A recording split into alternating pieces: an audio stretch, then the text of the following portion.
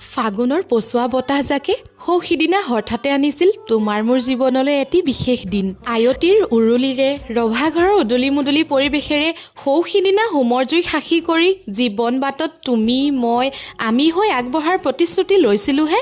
চোৱা আজি এবছৰ সম্পূৰ্ণ হ'লেই। আজি আমাৰ দিন। সময়বোৰ যে ইমান সোনকালে পাৰ হৈ গৈছে, মাথো হাতত স্মৃতিৰ টোপোলাটোহে থাকি গৈছে। কাজিয়া খং অভিমানৰ মাজেৰে দিনবোৰ এনেদৰেই থাকক দিয়া। মই অভিমান কৰি যাম আৰু তুমি মোৰ সৰু সৰু অভিমানবোৰ ভাঙি যাবা। এনেদৰেই সৰু সৰু সুখবোৰৰ পৰাই আমাৰ মৰমৰ জৰিডাল মজবুত কৰি ৰাখিম। মোৰ দৰে খিয়ালী মনৰ ছোৱালী এজনীক সামৰি ৰখাৰ বাবে অশেষ ধন্যবাদ তোমাক। আজিৰ এই পবিত্ৰ দিনটোত ভগৱানক প্ৰাৰ্থনা জনাইছোঁ তোমাক যেন সদায় ভালে ৰাখে। প্ৰতিটো জনমত মোৰে হৈ থাকিবা দেই। ভাল পাওঁ তোমাক নিজতকৈও বেছি।